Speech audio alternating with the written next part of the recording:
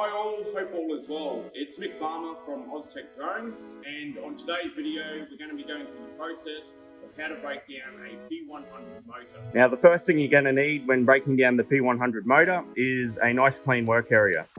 There's actually a really good reason for having a nice clean work area, and that's because the P100 motors are ringed with neodymium magnets, and of course being a magnet, any magnetic material that's on the workbench may be deposited actually on the neodymiums themselves during the process, and that's something you definitely don't want to happen. Now to complete this process, you're going to need a few different tools, of course, so having a bit of rag, a nice clean bit of rag to work with. You will need a punch, a decent sized punch as well, nothing too small. That's basically a 5mm punch, a rubber mallet or a plastic mallet, a wire brush so you can clean the neodymiums, a torch as well, so that's basically just a heat for heating purposes. You'll need a snap ring remover. If you don't have one, I'd recommend buying one. A ping hammer and the toolkit that XAG provides. There's a good reason for using the tools that XAG provides, because obviously they're providing the tools specific for the P100 and for the P30 and the V40. Plus it's a hardened steel as well, so they work better than the generic types of Allen keys. Another couple of items you're going to need are a spinner set and a set of props. You're going to need a motor mount. If you don't have this gear, you can remove it from the gear you have. And Loctite 243. And it's important to get the 243 as it's only a low to medium strength Loctite. Anything stronger will make the components incredibly difficult to remove in the future. Okay, so the first thing we're going to want to do here is actually remove these black screws. There's 3 on the bottom of the spindle and 4 on the top of the spindle as well. Okay, so we're going to want to put a bit of rag down, of course. We're going to be doing the work from the top of the vise here. Just a matter of sitting it up there. It's purely so you don't damage the top of the motor. Now we're going to want to heat these screws up. And the reason we want to heat them up is because there is Loctite on there already. Don't heat them up, then there's a chance that you won't break the Loctite and you'll actually bust out the heads of the screws. So we're just going to concentrate on one at a time. Using the heat gun, you're just going to heat those screws up.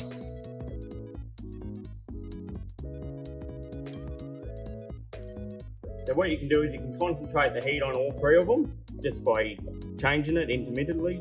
And then after 20-30 seconds of heating them up, it's just a matter of putting your Allen key in the top, breaking the Loctite.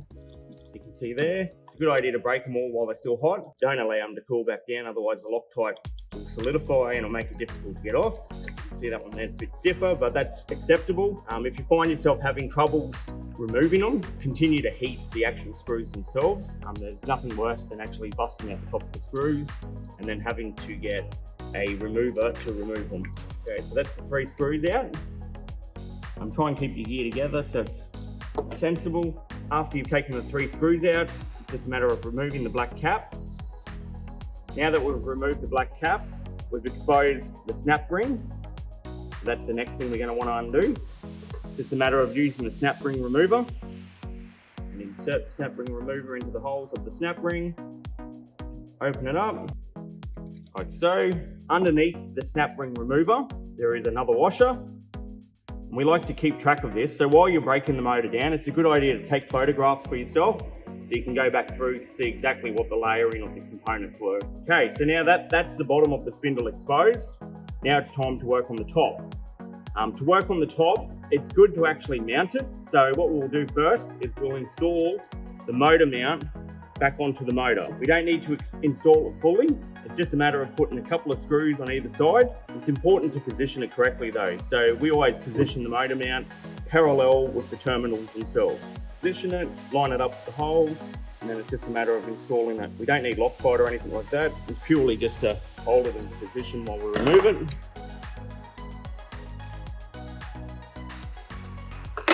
So it's just a matter of actually installing that device. Okay, so now that that's done, you can get access to these four screws on the top here. Again, we're going to need to heat them up. It's just a process. With these ones here being further apart, I like to concentrate on them one at a time. So it's just a matter of heating one up. Don't worry about heating them all up together. Just concentrate on one at a time. And the heating time will vary, so it's be anywhere from 20 to 30 seconds, dependent on the thread, the Loctite that you've used. And that there's still firm, so well, we've broken it there now, so we're good to go.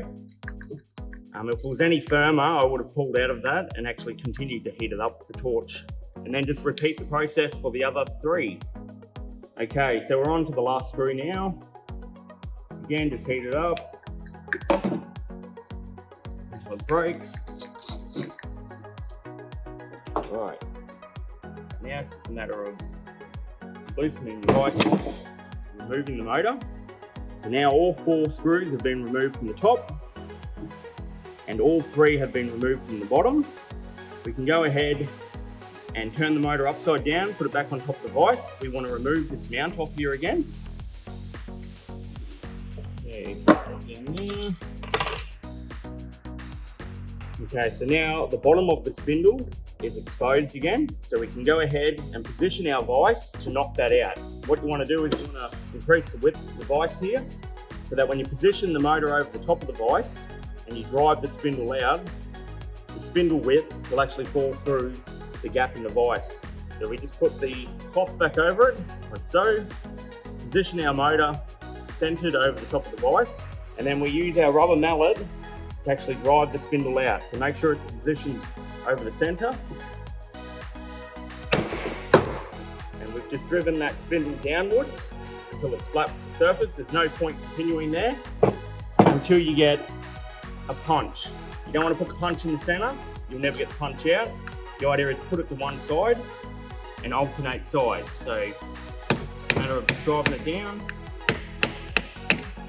and then it drops out into the cloth below. As you can see there, the spindle is now out.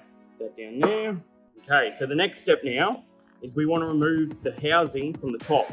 So as you can see, it's extremely magnetic, so it's not going to come off easily.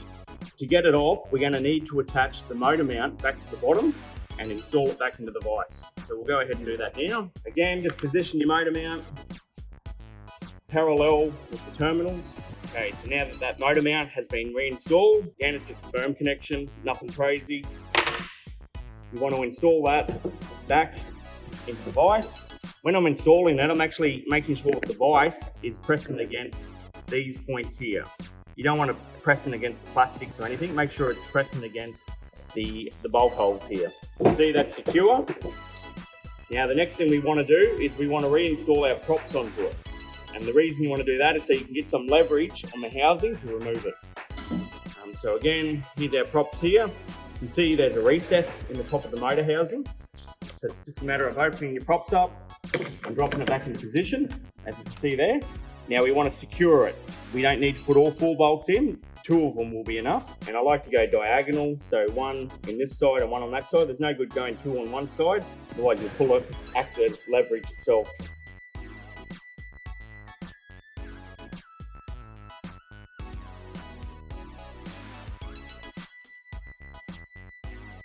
Okay, so once you've got the spindle set secured to the top of the motor housing, it's just a matter of holding the props and leveraging it off.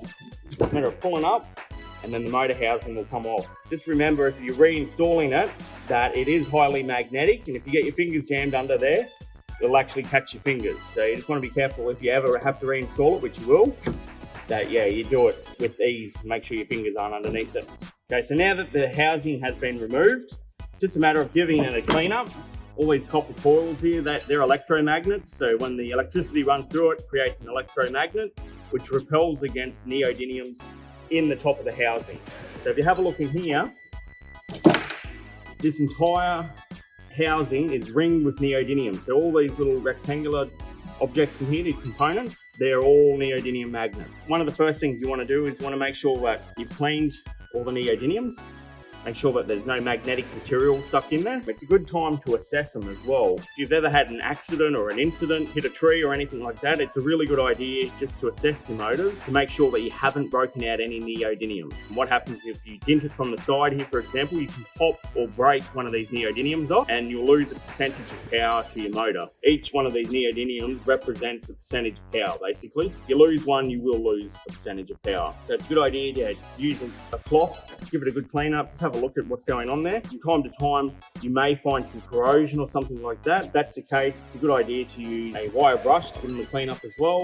Pretty basic, just a matter of cleaning them up like so. Okay, and then we want to put this down in a clean environment. So we don't want to lay it down in a bunch of welding slag or anything like that, because obviously anything magnetic will get picked up and deposited on the neodymiums. Okay, now we want to give this a clean up as well. This is the motor bottom. These are the electromagnets, the insulators. You can see where it has been rubbing. So basically that's an indication that your bearings may be on the way out. You can see a different color here. So it's greener at the top and then it's silvered at the bottom. That's normally an indication that there's an imbalance in your bearings, and it's actually making an impact on the insulators of the electromagnets.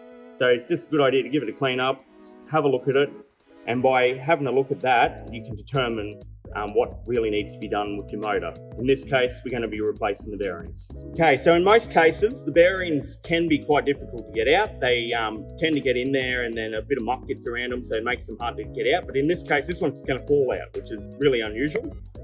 But whatever the case, we'll take it. We'll take that one out. The next one is obviously on the bottom here. And to get that out, we're going to need to remove the motor mount once again. So we'll go ahead and do that now. Same old process, just remove the bolts and take the motor mount off. Okay, so that's the motor mount removed. Now that the motor mount has been removed, we can actually go ahead and remove this bottom bearing. So again, you want to position it over the top of your vise. Just open it up so the gap's wider than the width of the bearing. So the bearing actually falls out into the vise. Using your punch, you should be able to lightly tap it out.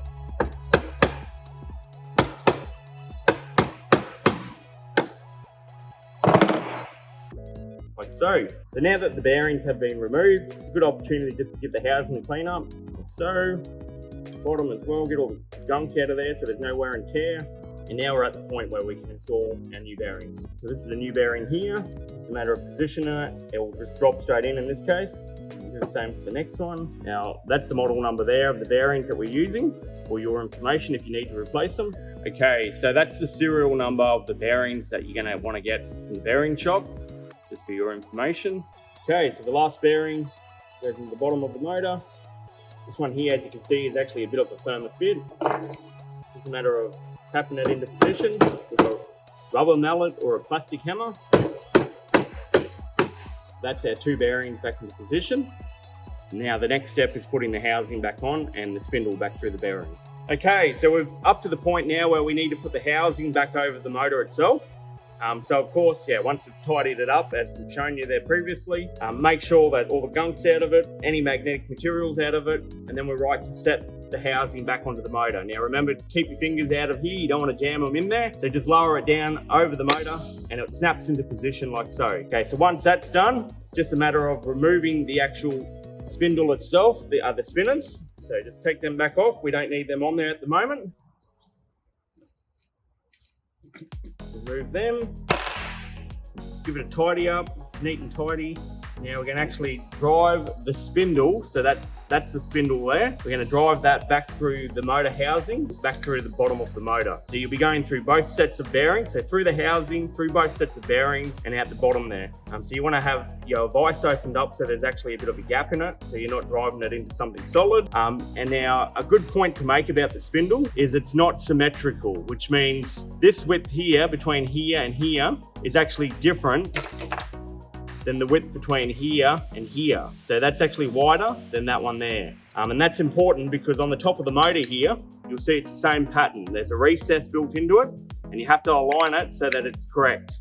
If you try driving it in that way, you're gonna have a hard time pulling it back out. You'll have to drive it back out and then reset it.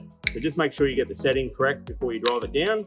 It's a matter of turning it like so. Make sure you've got your cloth under it on top of the vise, line it up, and then using your rubber mallet or your plastic hammer, we just want to drive that down. So remember, you're going through two sets of bearings. So the housing, two sets of bearings, and out the bottom. Okay, and as you can see there, it's twisted a little bit. So we'll have to straighten it up before we can actually send it back through. To do that, you use a punch. Just put it to one side that you need to adjust it and just adjust it accordingly. All I'm doing is putting it to one side of the spindle, applying a bit of pressure to it and drive it home. Now it's sitting back in the recess. Have a look there, it's actually sitting flush with the top of the motor, as you can see. And then it should be at the bottom here as well. Now on the bottom of the actual motor itself, you can actually see there's a recess built into the bottom of the spindle.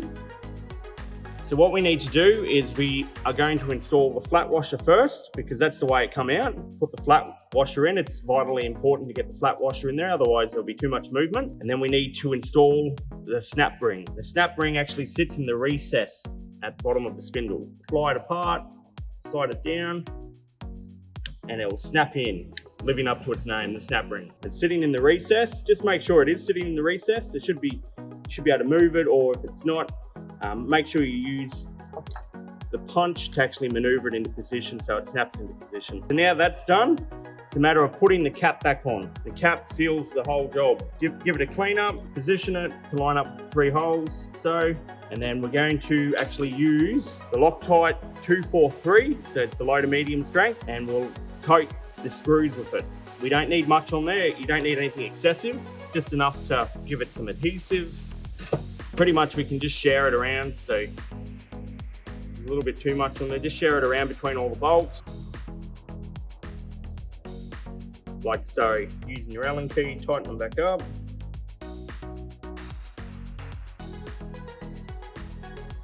They only need to be firm, you don't need to over tighten these, otherwise you'll bust the head out of the screws. If you bust the head out of the screws, you have to remove them by driving another bit into them, or putting an easy out in, which is never easy. Anyone that's ever used them knows how overrated they are, like so. Now that's the black cap back on with 3 screws installed with the thread paste or the Loctite 243. Now it's a matter of installing the 4 screws on the top. Give that a tidy off.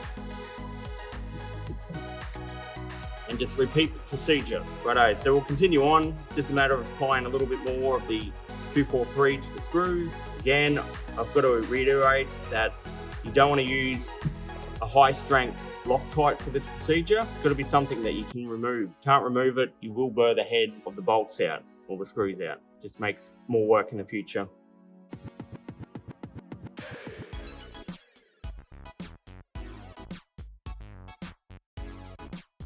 If you have a look at that there, that's about how much thread paste you want on it, or Loctite on it.